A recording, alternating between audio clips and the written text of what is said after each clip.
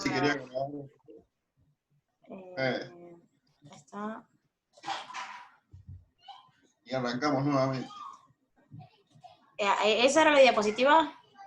Exacto. Bien. Bien.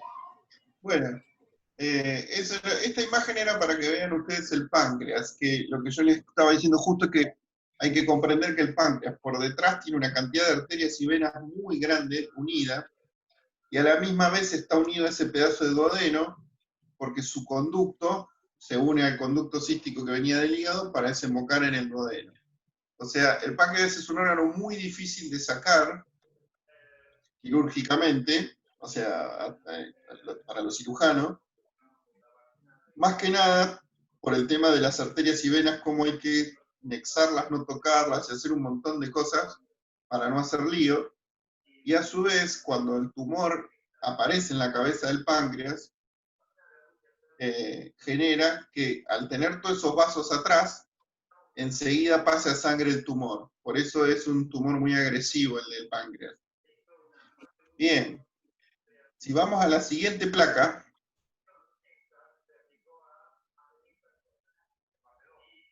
¿se ve la placa? No sé si se ve o no se ve. No. ahí estás en la misma que estaba hoy. Bien, acá se me bloqueó. Un segundo porque está entrando gente y se me... Sí, sí, no te preocupes, vos se lo entrar a todo. Ahí se ve bien. Dejala que mire y salude. Para. Te estaba yendo para atrás. Sí, no sé por qué. Para. Sí, qué raro. Esta. ¿Esa? Ahí está, Bien. genial. Bien. Bueno, esta imagen es para que vean bien al páncreas. La anterior era cómo estaba colocado, guardado en todo el abdomen. En esta, acá lo que ustedes les pueden ver es que el conducto colédoco, ven, que yo les decía, se une al conducto pancreático. Ahí dice de Wilson, no importa, es el conducto pancreático. Fíjense que el conducto pancreático junta todo el contenido del páncreas, se une al colédoco, y eso va a terminar en la segunda porción del duodeno. Bueno, en la siguiente imagen vamos a empezar a ver un poquito las funciones de las cosas. Vamos a ver cómo digerimos. Esta imagen es para que ustedes vean que existe un centro de la deglución que está en el sistema nervioso central. Después vamos a ver qué es el tronco encefálico, cuando veamos sistema nervioso y demás. Y dice nervio vago, nervio trigémino, nervio glosofaríngeo. Bueno, esos son pares craneales que también lo vamos a ver en nervioso. Para que se den una idea, que hay un montón de nervios que intervienen en la deglución. Intervienen en que el paladar se mueve. Fíjense que el nervio trigémino está apoyado sobre el paladar blando, mientras que el otro, el nervio vago, va tocando toda la faringe y el esófago.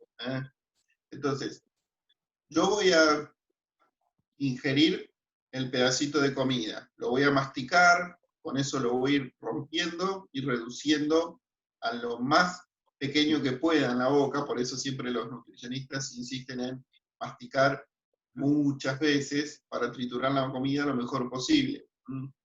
A eso yo le voy agregando saliva. La saliva tiene una función fundamental, que es agregarle un montón de cosas más allá de que lubrica para que yo pueda masticar, agrega un montón de componentes enzimáticos y esas cosas que empiezan a destruir de a poquito a la comida. El proceso de digestión empieza ya con la saliva. Más allá que la saliva también tiene una función inmune, pero bueno, eso va por otro lado.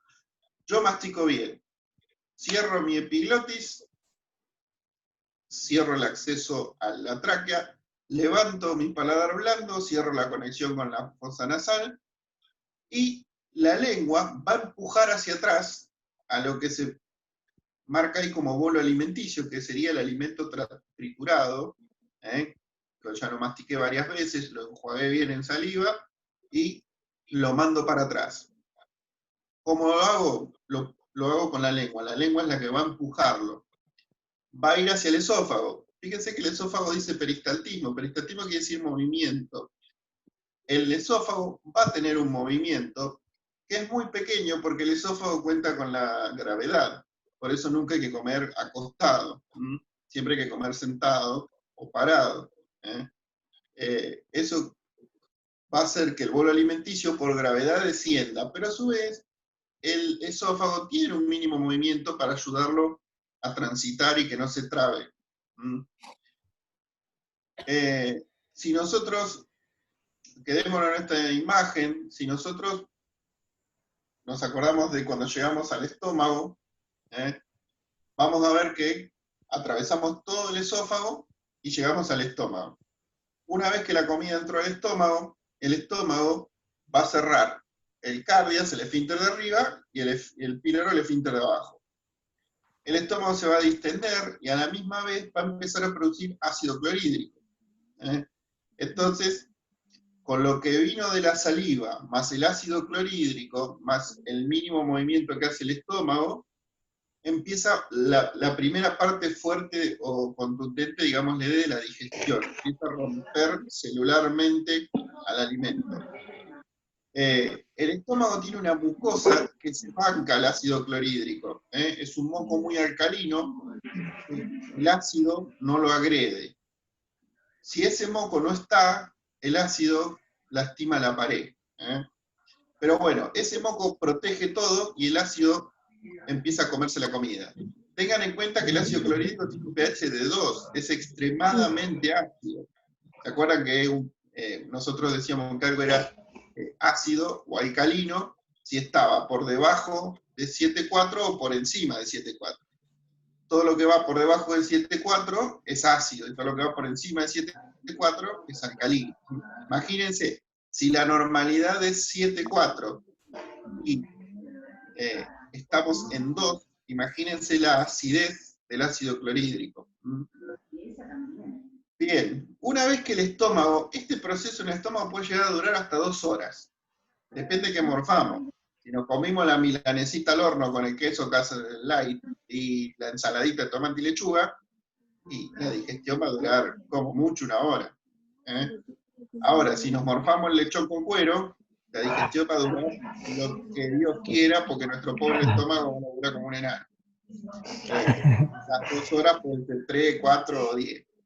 La cuestión es que el promedio es de 2 horas de la digestión. Por eso siempre te dicen que después de comer, 2 horas posteriores, te quedes haciendo alguna actividad tranquila. O te quedes mirando televisión, o te quedes haciendo alguna actividad lúdica, o qué sé yo, te quedes escuchando música, leyendo un libro, no sé, te vas a lavar los platos y te volvés a sentar, o sea, alguna actividad quieta, digámosle, porque está en pleno proceso la digestión, y la digestión, muchas veces, esta inicial, que es la más contundente, consume bastante flujo de sangre. Una vez que el estómago digirió, abre la válvula de abajo, que es el píloro, y empieza a pasar la comida, o sea, se empieza a contraer y empieza a pasar la comida hacia el duodeno. El duodeno, ¿qué va a hacer? El duodeno tiene muchísimo, o sea, tiene usted imagínense que lo que pasa con el ácido clorhídrico, la comida lleva un contenido, se le puede ir con un contenido de ácido clorhídrico. Entonces el intestino delgado es alcalino para neutralizar al ácido o al bolo que es ácido. ¿Estamos? Entonces, ustedes tienen por un lado que el hígado les mandó bilis. ¿Estamos? Está mandando bilis. Y a su vez el páncreas va a tener 2 cosas a cargo. Una, mandar bicarbonato para alcalinizar mucho, para que no se agreda al duodeno, ni al intestino, al resto. Manda las enzimas pancreáticas. Que las enzimas pancreáticas son más malas que la nada, se comen todo. Son un conjunto de enzimas que son muy líticas, le decimos que son muy destructivas sobre la materia orgánica. Perdón, Juan, se escucha muy mal porque hay un tele de fondo, o una radio, no sé qué hay. Ay, no sé quién tendrá ¿Alguien? prendido. Alguien tiene prendido el micrófono y se escucha re mal. Alguien tiene prendido el micrófono, me parece, se escucha mal. Sí. Apaguen los Traten de micrófonos, porfa. Ahí no lo escucho más, recién escuchaba de fondo algo. Bien. ¿Ahí se escucha mejor? Sí, bárbaro. Bien. Entonces, el páncreas va a mandar el bicarbonato para alcalinizar y va a mandar las enzimas estas que son súper destructivas, que van a seguir destruyendo lo que ya el ácido clorhídrico empezó a destruir en el intestino, en el estómago. A su vez, viene la bilis, por las dudas que haya grasa. En caso de que haya mucha grasa, la vesícula se va a contraer y va a mandar más bilis todavía. Entonces, en el principio del duodeno, todo eso que salió del estómago se junta con bilis, con bicarbonato y con enzimas pancreáticas, y sigue la digestión. Así pasa hacia el intestino delgado. El intestino delgado, si vas a la siguiente imagen, les va a mostrar que tiene peristaltismo. Peristaltismo significa que el intestino tiene músculo liso que se contrae y se relaja. Y fíjense que acá les dice contracción peristáltica, onda de distensión. O sea, la contracción hace que un pedazo de la comida avance y después se contrae el otro pedacito y la hace avanzar. O sea, un pedacito se contrae, el otro se relaja, entonces el que se contrae empuja y el que se relaja sostiene un ratito a la comida y después se vuelve a contraer y la sigue avanzando. Ese avance que hace se llama peristaltismo. Ahí les va a decir el apunte que ustedes tienen, por un lado, un peristaltismo para avanzar y un peristaltismo de mezcla.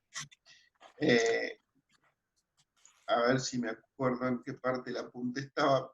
Fíjense que le dice, ven, movimientos propulsivos, peristaltismo, eso sería lo que yo decía, el peristaltismo que empuja, el movimiento que empuja.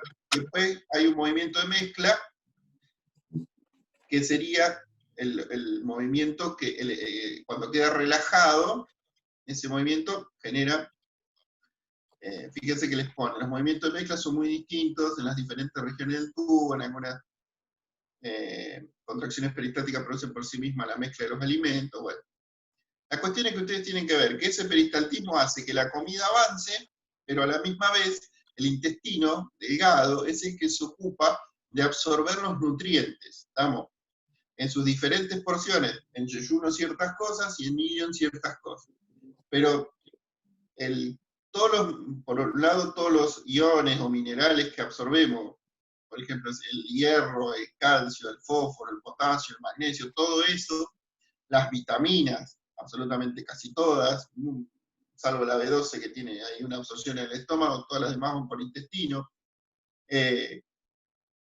las proteínas, los hidratos, todo se absorbe en el intestino delgado. Por eso, cuando a nosotros nos falta algún pedazo del intestino delgado, porque nos lo sacaron porque tuvimos un tumor o tuvimos un accidente y reventamos un pedazo del intestino, o sea la causa que sea, aparece algo muy famoso que se llama el síndrome de mala absorción. Esa persona, hay ciertas cosas que no las absorbe bien porque le falta un pedazo de intestino. Recuerden que el intestino delgado mide 7,5, puede medir hasta 7,5 metros. Acá no hay una exactitud. Entre 7 y 7,5, 6,5, más o menos es la longitud del intestino delgado. Distinto a la del colon, que solamente mide 1,5 metros. Esto no quita que nos encontremos con personas que tienen un intestino delgado de 5,5 metros o de 6, y gente que tiene un colon de 1 metro o de 2 metros. Esto genera que haya variables en las longitudes de los dos y nos produce o un tránsito rápido o un tránsito lento. Estas serían las causas orgánicas del tránsito lento o el tránsito rápido. Un intestino corto nos acelera el tránsito, un intestino largo nos enlentece el tránsito. Distinto es el colon irritable, que tiene que ver con la chifladura de uno, que es otra cosa. O la diarrea, que responde a algún producto. Con las hemorroides. No, las hemorroides son otra cosa. Las hemorroides están en otro lado. Ahora vamos a llegar a donde están las hemorroides. Bien. Lo que ustedes van a ver, entonces es... Esperen que vuelvo a la imagen. Después, la última imagen si la vemos, la siguiente, hay distintos tipos de, fíjense que dice movimientos de segmentación del intestino delgado.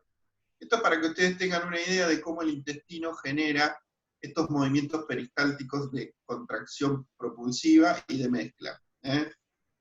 Hace un peristaltismo más rápido, fíjense, el de abajo del todo, que es muy suave, le dice débiles y espaciado regularmente, el otro le dice espaciado irregularmente, y el otro le dice espaciado regularmente.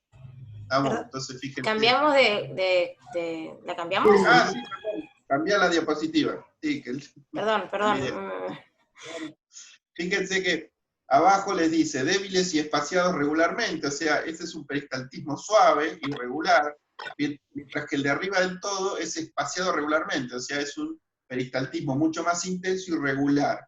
Y después hay un peristaltismo espaciado y irregular o aislado. Lo importante es que ustedes tienen que ver que, fíjense en el de abajo o en el de arriba, ese peristaltismo va a generar que sea más suave el avance o más rápido el avance. Si nosotros generamos un estímulo diarreico, nos vamos a generar un peristaltismo mucho mayor, eso va a aumentar la velocidad del tránsito, no importa la longitud de nuestro intestino y de nuestro colon, y vamos a ir al baño a toda velocidad. La cuestión es que una vez que la materia fecal, que es líquida en el intestino delgado, pasa, siendo líquida, al colon, a esa parte inicial que se llama ciego. El colon, en toda su parte inicial, va a ocuparse de absorber agua y electrolitos. Electrolitos yo me refiero al sodio, potasio, cloro, que son sobre todo el sodio, que es el electrolito que mueve el agua. ¿Estamos?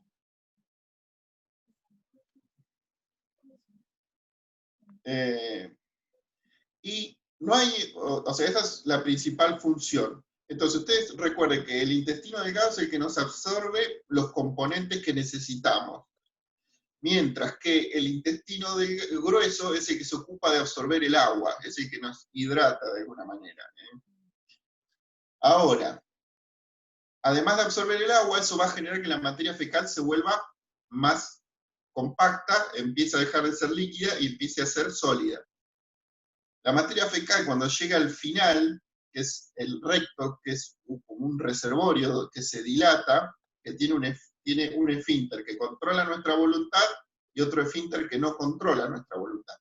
El primer esfínter no lo controlamos nosotros, lo controla nuestro sistema autónomo. Mientras que el esfínter final o el más exterior, el que está a nivel del ano ya, ese sí lo controlamos nosotros. ¿Qué quiere decir? El primer esfínter puede sostener a la materia fecal durante 2 o 3 horas sin ningún problema. Pero una vez que la materia fecal, ese esfínter se fatiga y se relaja, la materia fecal avanza un poquito y llega al otro esfínter, al voluntario. Y el voluntario no tiene el poder de sostenimiento del otro. Entonces, cuando nos agarra la gana, ahí es cuando nos agarra la gana urgente de ir al baño. Mientras el otro esfínter nos está sosteniendo, nosotros tenemos como una sensación media vaga, así, de que podríamos ir al baño.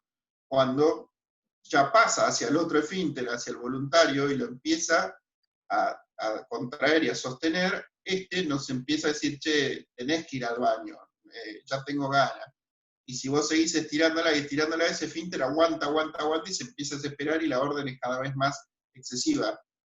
Me cago hacia algo porque me cago. Y si vos no vas al baño, el esfínter en un momento se vence porque se fatiga y fuiste. No existe constipación que lo... ¿Qué pasa? A veces hay que entender que la constipación no tiene que ver con este esfínter exterior. ¿Por qué? Porque la constipación se hace arriba, antes del otro esfínter. La materia fecal se empieza a solidificar mucho, pierde casi todo el agua y se convierte en el famoso bolo fecal, que muchas veces las personas que son muy constipadas suelen tener este problema. Estoy mirando el apunte para ver si no me olvidé de decirles algo. El apunte les da detalles más finos sobre la bilis, te dice cuántos mililitros por día se secreta, que emulsiona las grasas, que es más o menos todo lo que yo les iba diciendo a modo más resumido. El apunte siempre por ahí les da un poco más de... La deglución les va a mostrar las fases, que hay una fase voluntaria y una involuntaria. Esto que hoy decíamos que uno empieza a masticar y traga, uno es consciente hasta cierto punto de la deglución, pero después la parte final de la deglución y el pasaje al esófago son automáticos. Igualmente uno es consciente hasta cierto punto, porque uno comer, masticar, es algo muy automático, uno morfa, está masticando y está haciendo otra cosa, mirando tele, hablando, escuchando, y lo hace, es como una actividad muy automática. Bien, una cosa que por ahí estaba mirando, hay un titulito que dice Control autónomo del aparato gastrointestinal, y le dice que la estimulación parasimpática aumenta la actividad del sistema entérico y la simpática la disminuye. Cuando lleguemos al sistema nervioso central y sistema nervioso autónomo, específicamente al autónomo, vamos a hablar del sistema simpático y parasimpático. Ahí lo vamos a profundizar y vamos a entender bien cómo son y cómo funcionan. Lo único que ustedes tienen que recordar acá es que estos dos sistemas son los sistemas que actúan contrapuestos. Uno te cierra los esfínteres y evita que vayas al baño, y el otro te relaja los esfínteres y te manda al baño. El que va a cerrar siempre los esfínteres es el simpático, porque ese es el sistema de alerta que le decimos nosotros. Cuando vos estás frente a una situación de riesgo, el sistema nervioso autónomo simpático se activa. Entonces, para que vos luches o rajes, cualquiera de las dos opciones, hace un montón de cosas. Te aumenta la frecuencia cardíaca, te aumenta la presión arterial, te aumenta si estás en oscuridad, por ejemplo, dilata bien las pupilas para que tengas mayor entrada de luz y puedas ver mejor en un ambiente medio oscuro, le da más tonicidad a los músculos, cierra todos los esfínteres de orina y de materia fecal, hace todo lo que vos tenés que hacer para rajar o pelear. Entonces, aumenta la frecuencia respiratoria, redistribuye el flujo de sangre, le manda mucha sangre al corazón, a los pulmones, a los músculos y al cerebro, y le saca muchísima sangre a todo el tubo digestivo, redirige el... En cambio, el parasimpático hace todo lo contrario, es el sistema que relaja, hace todo lo contrario a este sistema de alerta. Entonces, el que te manda al baño, el que te manda a hacer pis, a defecar, ese que te hace transpirar y demás. Algo que me quedó por decirles es que hay algo muy fino a diferenciar, que es la diferencia entre hambre y apetito. Una cosa es tener hambre y otra cosa es tener apetito. Acá les dice que la cantidad de alimentos que una persona ingiere depende principalmente de su deseo intrínseco de hacerlo, es decir, el hambre. O sea, todos tenemos hambre, pero muy pocos tenemos apetito. Porque el apetito, ahí les dice, el tipo de alimento que se busca con preferencia en cada momento es el apetito. O sea, todos tenemos hambre, porque todos en algún momento nuestro centro del hambre nos da la indicación de que tenemos que comer, lo que sea y como sea, hay que comer. Eso es hambre. Las ganas de comer. Cuando vos llegas a tu casa y decís, me como una vaca, abrí la heladera y no importa que haya pollo, carne, pescado, te lo morfás igual, no te calienta nada. Bueno, eso es hambre. Ahora, cuando vos abrís la heladera y decís, ay, me voy a comer la galletita tal, con el quesito tal y la mermelada tal, porque es de frambuesa y a mí me gusta y es baja caloría y que qué sé yo, y vos elegiste y decidiste qué vas a comer, eso se llama apetito. Entonces, cuando vos estás en el medio de la guerra y te muestran un pedazo de carne, le mordés la mano al que tiene el pedazo de carne porque tenés hambre. Cuando vos te sentás en un restaurante y te dan una carta y decís, yo quiero le bistec no sé qué, eso es apetito. Estás Un extremo eligiendo sería si- como la película Viven. Exacto. Tenían El hambre. el hambre extremo es eso, es cuando te comes al muerto porque no te queda otra. Más allá de que eso no solo es hambre, sino que es supervivencia, que viene unido junto a la sensación de hambre. Ahí había un doble combo.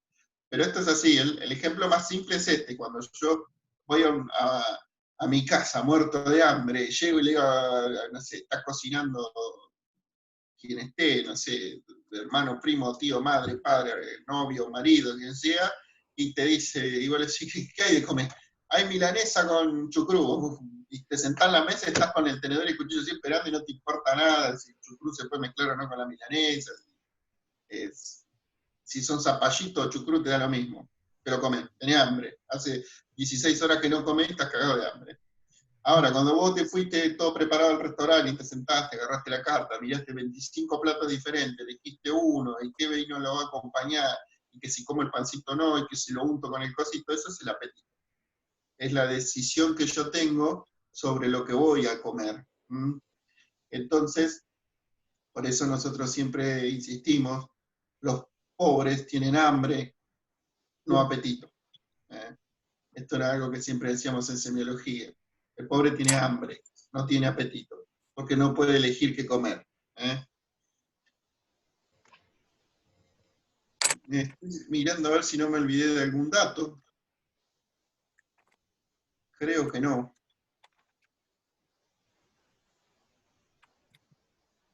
Estoy mirando el apunte por las dudas, pero por ahí se me escapa algún. Recuerden que más lo que yo les describía, que un conducto que sale del hígado derecho y otro izquierdo que se unen y forman el conducto hepático común, dentro del hígado, el hígado tiene toda una construcción que está llena de o sea, son como unos islotes así con canalcitos, con tubitos. Todos esos tubitos se van uniendo y van formando el tubo final, que es el conducto biliar. O sea, esa es la vía, ustedes cuando lo lean en el apunte le van a hablar de vía intrahepática y extrahepática. Todos esos conductillos que se van uniendo y van formando conductos más grandes dentro del hígado son la vía intrahepática. Una vez que se unieron, hicieron el grueso y salieron del hígado, se llaman extrahepáticas. Esto es una diferencia de funcionamiento. No es lo mismo que a vos se te joda la parte dentro del hígado que se te joda la parte fuera del hígado. La semana que viene voy a tratar de ver si consigo el dibujo de la obstrucción biliar para que entendamos qué son los cálculos biliares y por qué se relacionan con la pancreatitis tan temida que tenemos. Y vamos a hablar un poco justamente de todas estas otras cosas que por ahí usted fue nombraron las hemorroides, nombraron los cálculos biliares y demás, el tener vesícula o no, la pancreatitis, la gastritis, la esofagitis. Vamos a ver un poco así a rasgo general la patología básica, como para que ustedes esto que hoy vieron de cómo funciona todo el tracto y la digestión, veamos cuando hay patologías y de qué dependen. Las patologías básicas con las que ustedes van a lidiar. Ustedes van a tener un paciente con gastritis, con reflujo, con hemorroides, con diabetes, con problemas digestivos de algún tipo, con vesícula, sin vesícula, con un cascote en la vesícula, con muchos cascotes en la vesícula, que hizo una pancreatitis o no. Vamos, son cosas que ustedes las van a ver seguramente. Así que si quieren, la semana que viene hacemos una explicación de todas esas cosas. Voy a ver si puedo conseguirle el dibujito este que les digo de la obstrucción biliar, para que se lo suba al Facebook, así después vos lo podés mostrar de última cuando hablamos. Porque yo ese generalmente lo hacía en el pizarrón, pero bueno, acá no tenemos pizarrón. No me dio el presupuesto para comprar un pizarrón que lo puedo. Así que, bueno, hagamos eso y la semana que viene terminaríamos con esto. Después, la otra semana vayan leyendo, la otra semana hacemos un repaso y la siguiente les cargo el examen Choice, por lo que vimos hasta ahora. Juan, perdóname, la primera parte no puedes hacer un repaso sobre todo del primer capítulo, es decir, de la primera parte que es todo el célula, porque ¿te acuerdas que fue por Instagram? Sí. ¿Sí? podrías hacer un repaso un poco, porque la verdad es el tema más difícil, me parece. ¿Célula?